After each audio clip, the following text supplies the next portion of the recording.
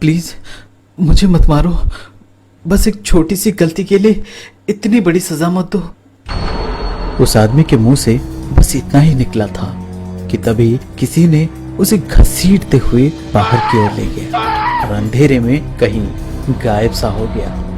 कुछ दूर तक सुनाई दे रही थी तो सिर्फ उसकी चीखें। अगली सुबह उस आदमी की लाश बुरी तरह से नोचा घसीटा हुआ हाईवे के नजदीक पड़ी हुई मिली। देखते ही देखते ये बात टीवी और अखबार चारों तरफ आग की तरह फैल गई। सभी अपनी अपनी राय दे रहे थे। कोई कह रहा था एक्सीडेंट है और कोई कह रहा था जानवरों ने नोच खाया होगा। लेकिन जिस तरह की बातें टीवी वाले बता रहे थे उस तरह की कोई सबूत पुलिस या फॉरेंसिक टीम को नहीं मिली थी और ना ही कोई सबूत मिला जिससे पुलिस कोई नतीजे पे पहुंच पाए। लिहाजा इस अनसुलझे केस को भी दूसरी धूल खाती फाइलों के साथ फेंक दिया गया। इस बात को कुछ दिन बीत चुके थे जब एक दिन अचानक एक आदमी भागता हुआ पुलिस स्टेशन आ पहुंचा। वो आदमी दिखने में तो ठीक ठाक था पर पता नहीं क्यों वो बहुत घबराया हुआ था। इंस्पेक्टर ने उस आदमी को बिठाकर उसे पानी पिलाया और उससे माजरा क्या है पूछने पे उस आदमी ने बताया, मेरा नाम कबीर है सर। कुछ दिन पहले जो लाश हाईवे के पास मिली थी वो मेरे दोस्त विवेक की थी। हम दोनों एक ही ऑफिस में काम करते थे, यहाँ तक कि दोनों एक ही फ्लैट में भी रहते थे। ये सब उसी दिन से शुरू हुआ। उस दिन विवेक और कबीर दोनों ऑफिस के काम से जयपुर गए हुए थे। लौटते वक्त रात हो चुकी थी।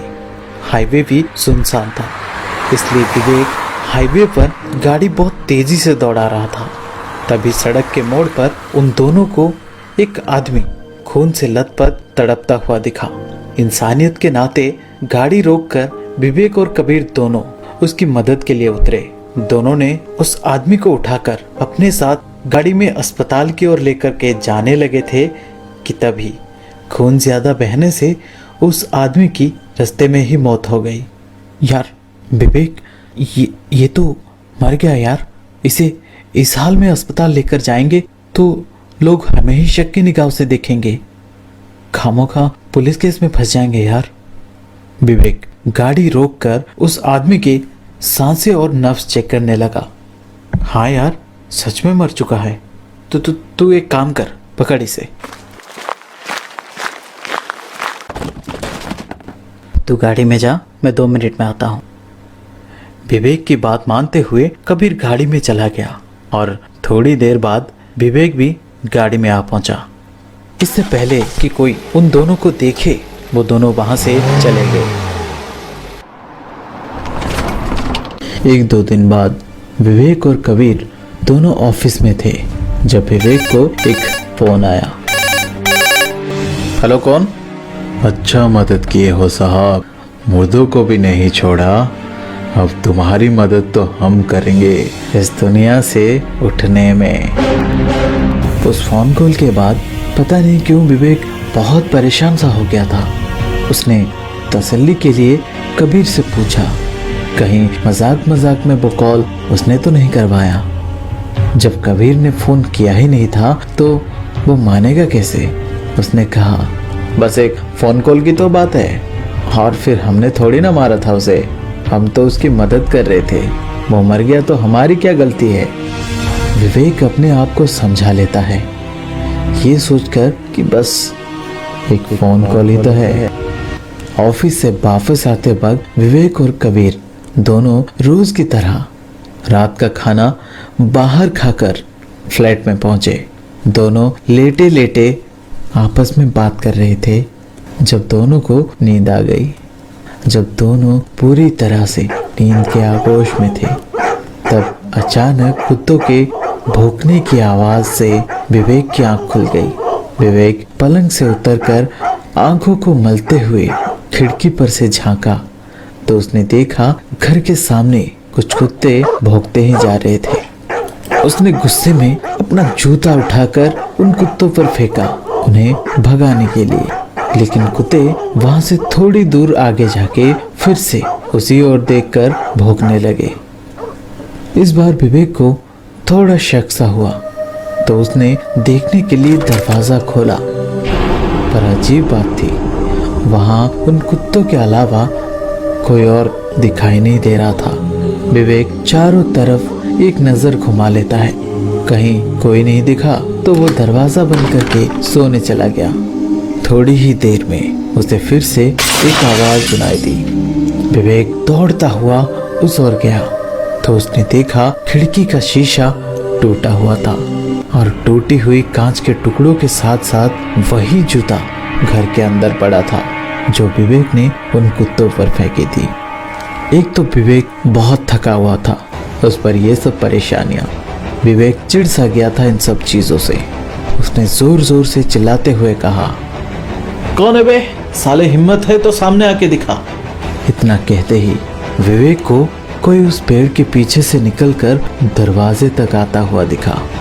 उसे देखकर गुस्साए विवेक हाथ में एक डंडा लिए दरवाजे तक गया और उसने जैसे ही दरवाजा खोला, एक हवा का ठंडी सी झोंके की तरह कुछ उसके शरीर के बिल्कुल आर पार चला गया और उसके साथ ही विवेक को अपने सीने में इतनी ज्यादा दर्द महसूस हुई जैसे किसी ने उसके सीने में चाकू घोंप दिया हो। विवेक अपनी छाती पकड़े इतनी जोर से चीखा कि उसकी चीख सुनकर कबीर दौड़ता हुआ आया। क्यों बे, सपना देख रहा है क्या? इतना कहते ही विवेक ने अपनी आंखें खोलकर देखा तो वो अपने कमरे में ही था। अपने आप को कमरे में पाकर विवेक मन ही मन अपने आप पर ही हंसा। उसके अगले दिन सुबह जब विवेक उठा तो कबीर जल्दी जल्दी से तैयार हो रहा था कहीं जाने के लिए। विवेक ने पूछा तो उसने कहा, वो यार पापा की तबीयत अचानक खराब हो गई है, मैं गांव जा रहा हूँ, 2 दिनों में वापस आ जाऊंगा। ये बोलकर कबीर वहां से चला गया।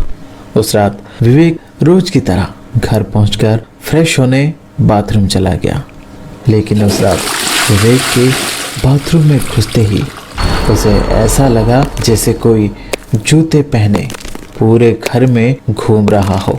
एक तो विवेक घर पर अकेला था और फिर कबीर भी गांव गया हुआ था, तो फिर घर में कौन घुस सकता है? देखने के लिए विवेक जब बाथरूम से बाहर निकला तो उसने देखा घर में कहीं कोई नहीं दिख रहा था, पर चलने की आवाज अभी भी साफ साफ सुनाई दे रही थी। आवाज कहां से आ रही थी जानने के लिए विवेक ध्यान से उस आवाज को सुनने लगा तो फिर से और एक आवाज विवेक के कानों को छूता हुआ निकल गया, विवेक तूने ठीक नहीं किया। ये सुनकर विवेक चौंकता हुआ अपने आसपास देखने के लिए मुड़ा तो उसने देखा नीचे फर्श पर एक लाल रंग का मोटी लकीर जैसा कुछ उसके कमरे की ओर गया हुआ था। हाथ लगा के देखा तो पता चला वो खून था।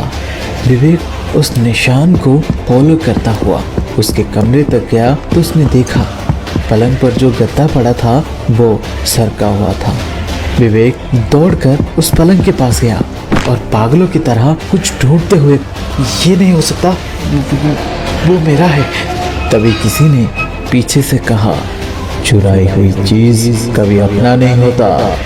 इतना सुनते ही विवेक कुछ बोले या कुछ करे इससे पहले किसी ने विवेक को पैरों से पकड़कर खींचता हुआ तेजी से ले गया।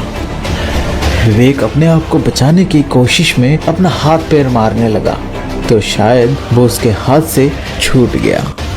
डरा सहमा हुआ विवेक इधर उधर देख रहा था जैसे उसे कुछ भी समझ नहीं आ रहा था और तभी हॉल में लगा टीवी अपने आप ही चल पड़ा। कबीर तू जा, मैं 2 मिनट में आता हूँ। अब विवेक को यह एहसास तो हो चुका था कि इसके पीछे किसका हाथ है, पर वो कर भी क्या सकता था। इतने में पीछे से एक आवाज विवेक को सुनाई दी, तुझे जीने का कोई हक नहीं है विवेक। ये सुनते ही विवेक फौरन पीछे मुड़ा तो उसके सामने वही आदमी खड़ा था जिसे उस दिन कबीर और विवेक रास्ते में ही छोड़कर आए थे। विवेक उसके सामने गिड़गिड़ा रहा था पर उसने उसकी एक नहीं सुनी। उसने विवेक को घसीटते हुए अपने साथ ले गया। दरअसल उस रात जो आदमी उन दोनों को मिला था वो हीरों का कारोबार करता था। उस रात कुछ गुंडों ने उसे लूटने के लिए उस पर हमला किए थे और ऐन मौके पर विवेक और कबीर उसी रास्ते से गुजर रहे थे तो वो गुंडे उस आदमी को वहीं पर छोड़कर भाग गए, जहां वो आदमी इन दोनों को बुरी तरह से जख्मी मिला। पर शर्म की बात तो ये थी कि यहाँ भी लालच के आगे इंसानियत घुटनी टेकती नजर आई। दोनों उसे अस्पताल लेकर जा रहे थे कि खून ज्यादा बहने की वजह से वो आदमी बेहोश हो गया था और जब विवेक उसकी नब्ज चेक कर रहा था तब उसे पता चला कि उसके जेब में हीरे थे। उसने उसे जानबूझकर मरा हुआ बताया और उस पर अपना हाथ साफ करके उस आदमी को सड़क के पास वाले जंगल में फेंक कर चला गया और वो आदमी रात भर तड़प तड़प कर अपना दम तोड़ दिया।